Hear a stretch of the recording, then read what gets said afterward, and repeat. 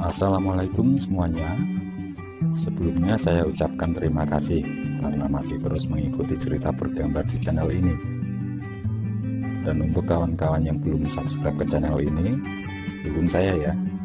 Klik tombol subscribe dan klik logo lonceng untuk bisa berlangganan gratis di video cerita bergambar selanjutnya. Oke, sebagai imbalannya kali ini saya akan coba menggambar sekaligus bercerita tentang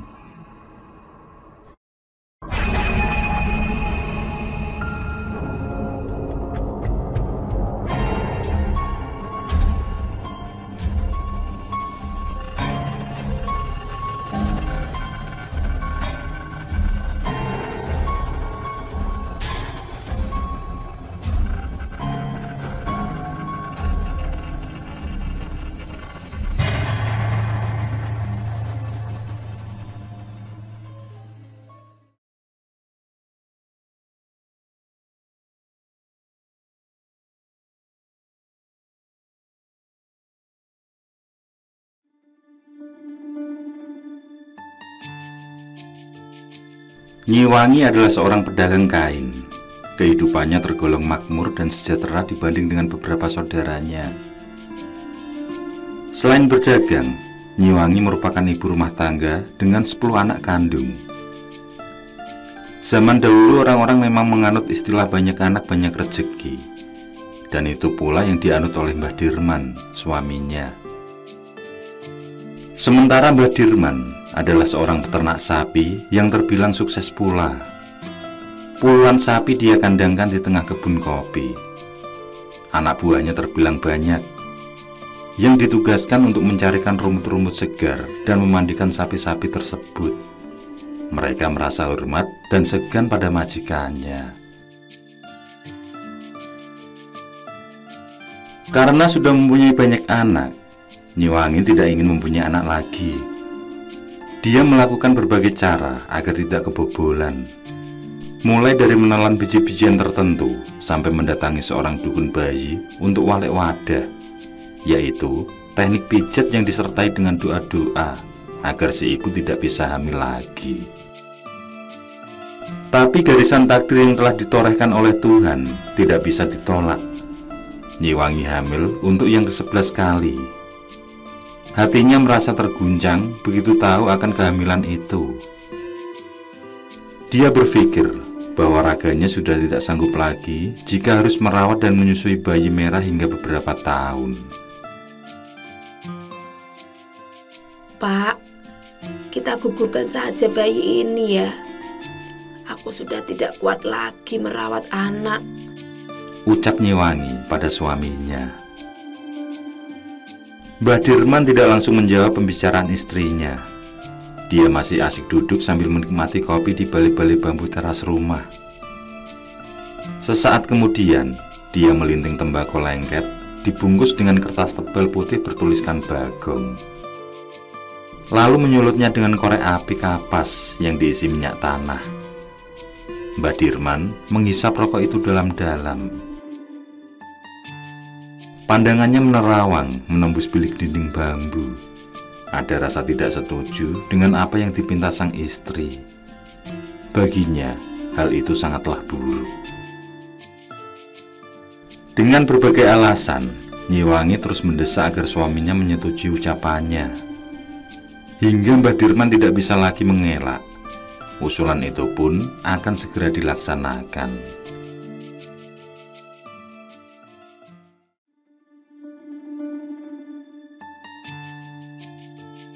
Keesokan hari, Mbah Dirman menemui adik perempuannya, Nyi Lasem. Perempuan berperawakan tinggi besar itu sangat gemar dengan ilmu kebatinan. Di masa mudanya, dia berguru ke berbagai tempat selama bertahun-tahun, hingga dia menjadi dukun pilih tanding dengan mempunyai banyak perewangan atau pembantu gaib. Mungkin karena itulah, Nyi Lasem tidak bisa memiliki keturunan. Banyak yang menduga kalau bakal bayinya dimakan oleh perewangan-perewangan itu. Setelah mendengar cerita dari Mbah Dirman, diberikannya pil-pil tradisional buatan sendiri. juga jimat yang ditaruh dalam kendi kecil yang disumpal dengan sepat buah kelapa, di mana asimat tersebut harus selalu dibawa oleh Nyi Wangi kemanapun dia pergi. Pulanglah Mbah Dirman, seraya matanya berkaca-kaca sedih. Sebenarnya dia tidak ingin membuang jabang bayi tidak berdosa itu. Hati kecilnya masih mempunyai peri kemanusiaan. Walau seberapa tua dirinya, dia ingin selalu merawat buah hati seberapapun banyak akan dikaruniai. Tapi dia harus mengikuti keinginan istrinya, yang mungkin merasa malu akan kehadiran bayi tersebut. Sesampai di rumah, obat itu diserahkan kepada Nyi Wangi. Sengaja wanita itu tidak bekerja hari ini, karena terus-terusan ingin muntah. Mungkin bawaan lahir mudanya. Buru-buru, dia mengeluarkan semua butiran pil, lalu dibaginya untuk diminum beberapa hari. Sementara jimat berbalut kain putih lusuh berbau anjir mayat dikeluarkan dari kendi, kemudian diikatkan di ujung jari yang tengah dipakainya.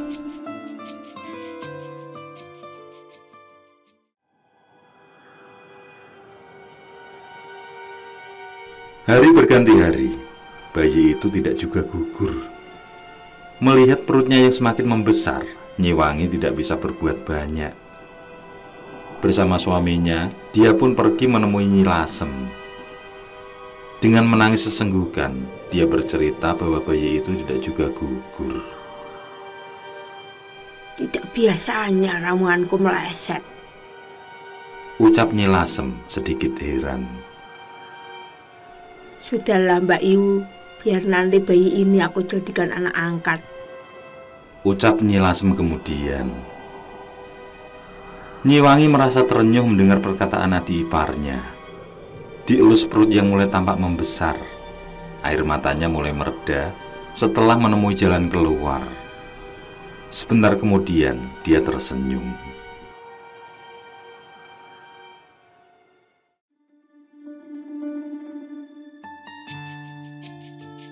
Melalui bantuan dukun bayi kampung, bayi itu lahir dengan selamat.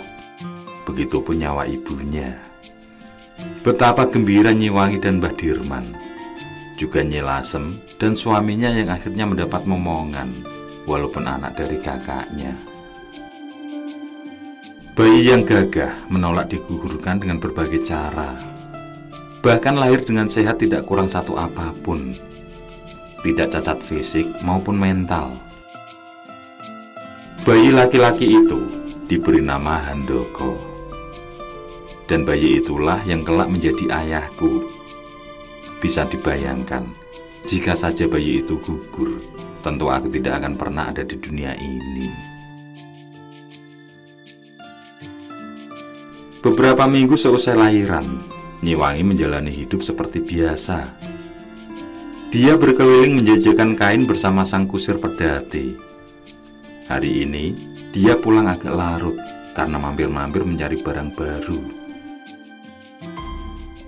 Di tengah perjalanan, dia dikagetkan dengan angin puyuh yang datang tiba-tiba. Angin itu berasal dari pepundan kampung yang terkenal angker. Begitu angin itu sampai di depan pedati, tampaklah wujud buto yang sangat besar. Hingga lembu-lembu jantan besar itu gusar, tidak membawa lari pedati. Beruntunglah Nyi Wangi mampu membuat hewan itu kembali tenang. Tidak berapa lama kemudian, angin itu semakin lemah pusarannya. Dari sana, muncul wujud kepala menggelinding dengan seringai senyum yang berdarah-darah. Seketika, Pak Kusir lari tunggang-langgang meninggalkan Nyi Wangi seorang diri. Suasana sangat mencekam. Nyi Wangi hanya bisa memegang cambuk pedati sambil membaca doa sebisanya. Buto seram itu menatap tajam pada Nyi Wangi. Sementara kepala yang menggelinding mulai lenyap dalam kegelapan. Sesaat kemudian, buto itu pun lenyap dan berubah menjadi sosok kakek-kakek. Rambutnya putih menjuntai menyapu tanah. Di tangan kanannya, membawa tongkat yang dibelit ular weleng dan memakai baju hitam dengan udeng hitam pula. Sosok itu mengaku sebagai Eyang Rono, yang merupakan kakek buyut Nyi Wangi. Dia datang untuk memberi ajimat sebagai pelindung dari bahaya yang mengancam. Beberapa saat kemudian, kembali datang angin puyuh. Angin itu bergerak disusul menghilangnya sosok misterius itu. Dan bersamaan dengan itu, sebilah mata tombak dan sebilah keris luk lima tanpa gagang tiba-tiba tergeletak di pangkuan Nyi Wangi. Wanita itu merasa lega.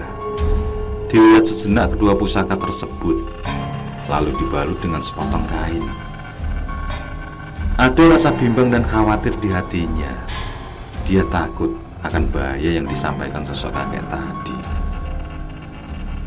Setelah pusaka disimpan, Nyi Wangi bersiap melanjutkan pedati seorang diri. Tapi dia mengurungkan niatnya, karena terlihat Pak Kusir bersama Mbah Dirman dan Nyi Lasem datang. Dengan tergesa-gesa dan raut wajah tampak panik, mereka menuju pedati. Kamu baik-baik saja, Mbak Yu? Tanya Nyi Lasem cemas. Mbah Wangi turun dari pedati sambil membawa bungkusan kain tersebut. Aku baik-baik saja, jawab Nyi Wangi. Yang kemudian dia bercerita tentang kejadian yang baru saja dialami.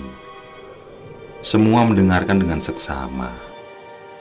Biarkan dua pusaka itu aku yang merawatnya, Mbak Yu, ucap Nyi Lasem. Dengan berbagai pertimbangan, akhirnya Nyi Wangi setuju saja. Selain alasan kesibukan, dia juga tidak mengerti bagaimana merawat pusaka.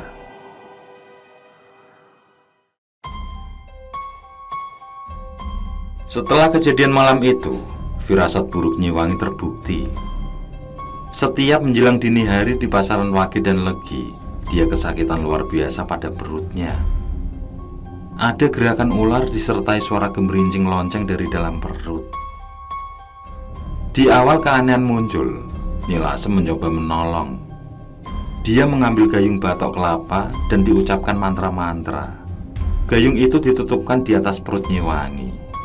Seketika, ular itu berhenti bergerak dan suara lonceng berhenti. Tapi pada malam Wage Legi berikutnya, ular dan lonceng itu muncul lagi, yang menyebabkan Mbah Wangi kesakitan luar biasa. Sudah 20 hari lamanya Nyi Wangi sakit. Semua sudah paham bahwa itu disebabkan teluh. Nyi Lasem yang dibantu orang pintar lainnya juga tidak mampu menepis kekuatan ilmu hitam itu. Meski berbagai ritual dilakukan, tapi teluh itu sangat kuat.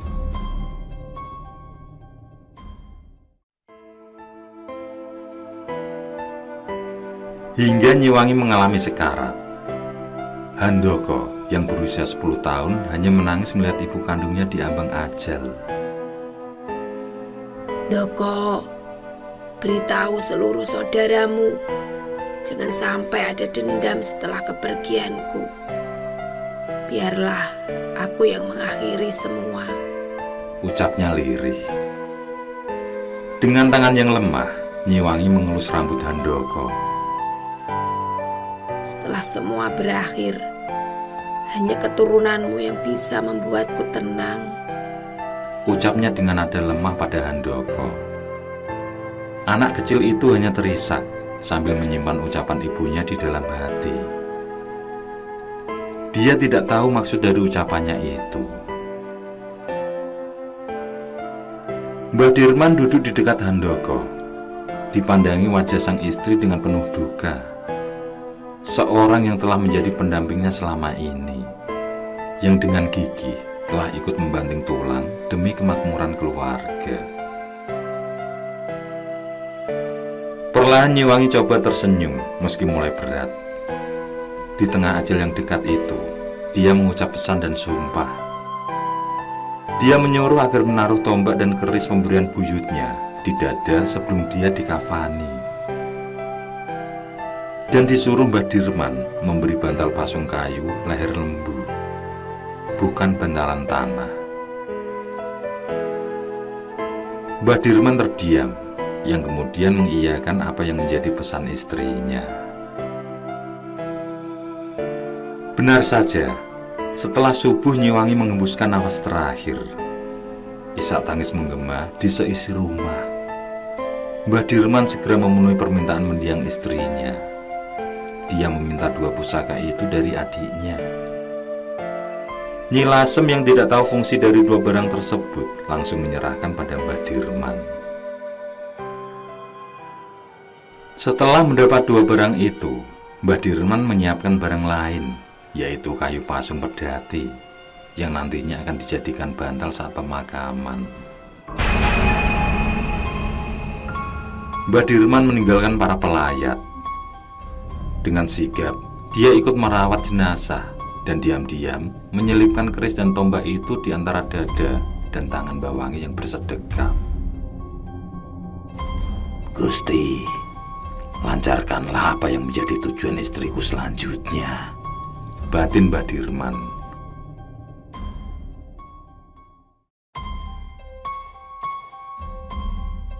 Keanehan terjadi mulai 7 hari setelah Nyiwangi meninggal.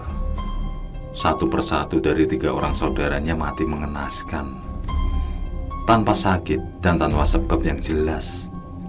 Kepala mereka penuh lebam seperti dipukul menggunakan benda tumpul.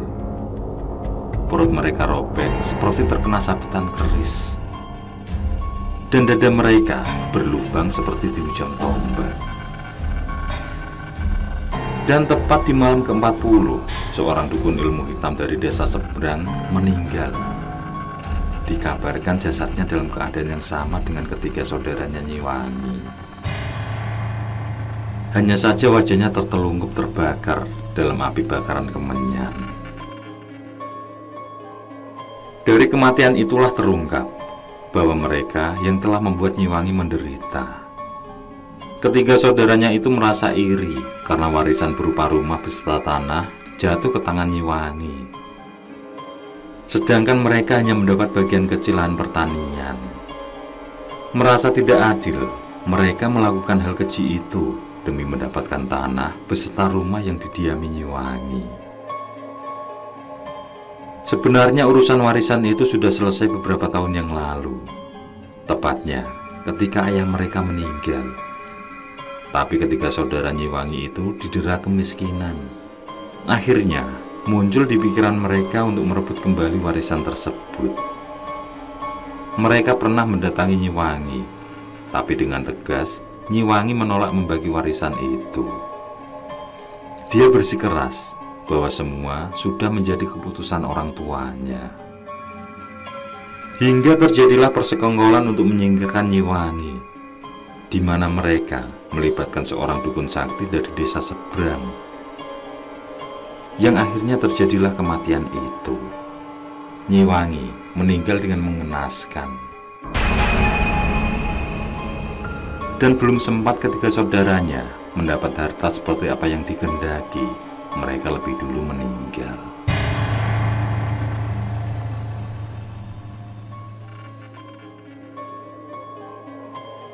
Selang 5 tahun kemudian, Mbah Dirman meninggal menyusul istrinya yang sangat dicintai, meninggalkan banyak warisan harta yang sebelumnya telah ia bagi kepada anak-anaknya, termasuk kepada Handoko, di mana Nyi Lasem ikut campur dalam pembagian harta tersebut. Perempuan itu dengan sombongnya meminta bagian lebih dari Handoko. Karena merasa takut pada Nyi Lasem, akhirnya Handoko menerima warisan paling banyak. Nyi Lasem sangat senang atas kemenangannya.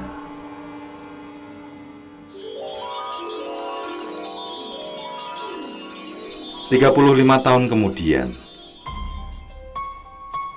harta warisan itu tidak langgeng. Entah hal apa yang membuat semua habis tiada berbekas. Kemiskinan pun mendera keluarga Nyi Lasem. Dan selama ini, Handoko yang bekerja di sebuah pabrik mampu mencukupi kebutuhan, termasuk Sukarsih, istrinya yang juga bekerja di pabrikan. Malam ini, sengaja aku ingin menceritakan tentang keanehan yang terjadi padaku selama 2 minggu. Mimpi tentang seorang wanita yang menangis meminta tolong.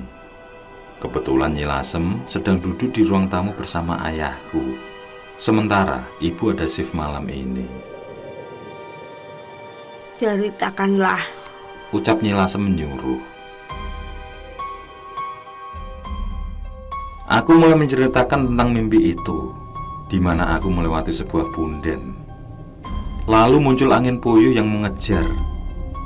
Saat aku kehabisan nafas, angin itu menghilang dan muncul seorang wanita tua.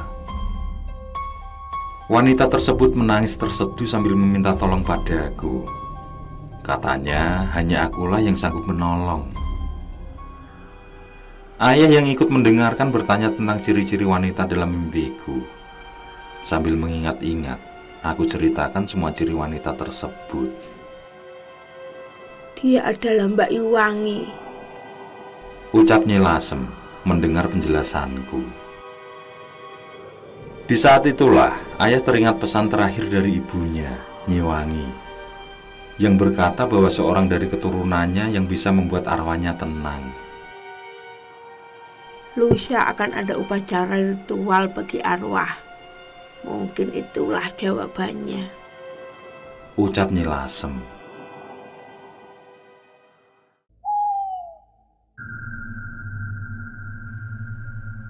Diadakanlah prosesi kremasi jenazah massal. Itu dilakukan agar arwah menjadi sempurna,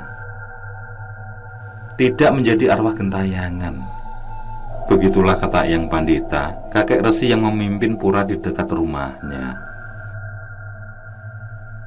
Aku turut membongkar makam Mbah Dirman dan Nyi Wangi bersama keluarga yang lain. Dan anehnya, akulah yang menemukan sebilah tombak dan keris di antara tulang-tulang Nyi Wangi. Padahal seharusnya kedua pusaka itu ditemukan keluargaku yang lain. Seharusnya mereka yang lebih dulu membongkarlah yang menemukan. Sementara kain kafan telah hancur. Pasung pedati yang sering diceritakan juga telah hancur serupa dengan tanah. Aku menyimpan pusaka tersebut untuk nanti kubawa pulang.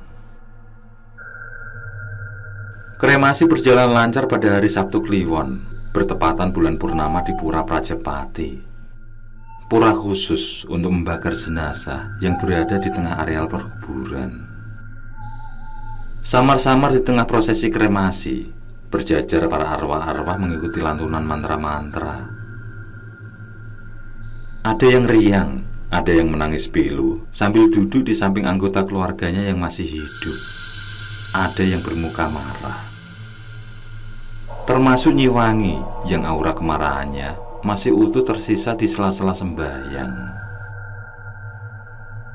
Nyi Lasem memandangi keris dan tombak itu sambil menangis. Entah apa yang sedang dipikirkannya. Kemudian dia menyuruhku agar memandikan kedua pusaka itu tanpa menunggu hari tumpek landep.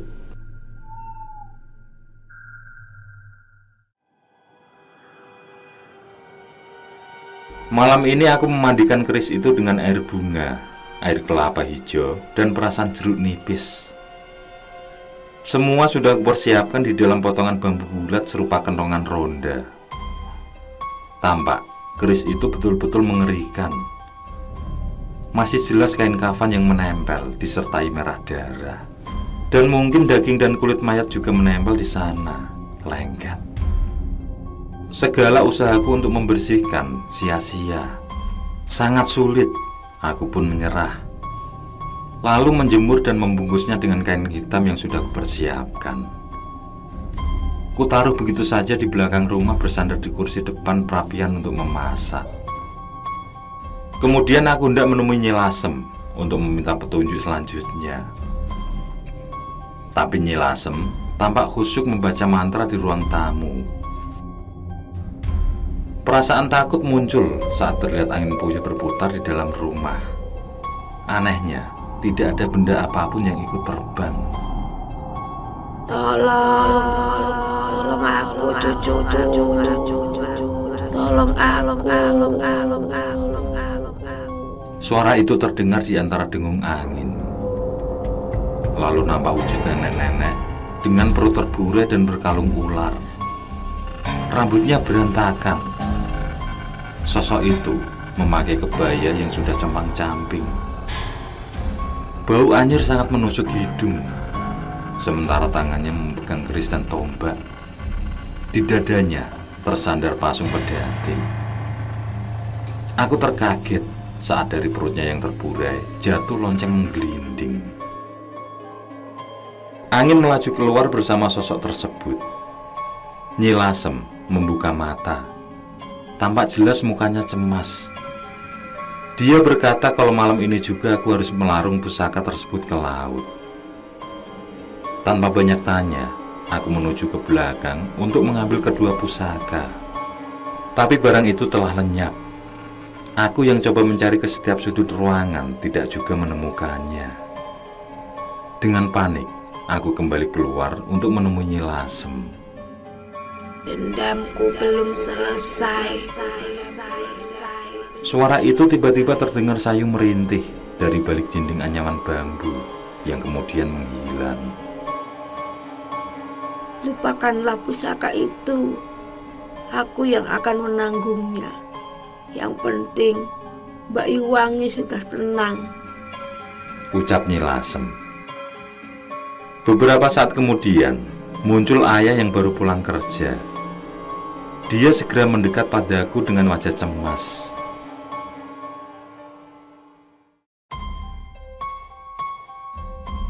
Nyi Lasem masih hidup sampai sekarang. Kini usianya lebih 100 tahun. Di masa tuanya, setiap waktu dia merasa ketakutan. Dulu dia disegani, sekarang dikucilkan. Ilmu-ilmu yang dikuasai seakan lumpuh, tidak berguna. Perewangan-perewangannya tidak pernah lagi dibakarkan kemenyan tiap malam Selasa Kliwon. kapan aku mati? Aku sudah bosan hidup.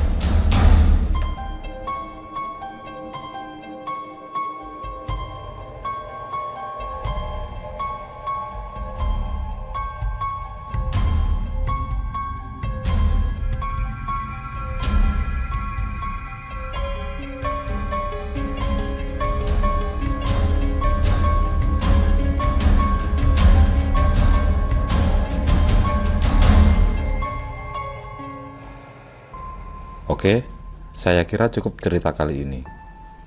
Untuk cerita-cerita lainnya, silahkan buka di bagian video dalam channel ini, di playlist cerita bergambar.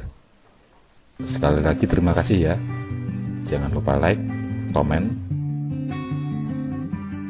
share juga boleh. Dan untuk yang belum subscribe, langsung klik tombol subscribe. Semangat berkarya. Akhirul kalam. Wassalamualaikum warahmatullahi wabarakatuh.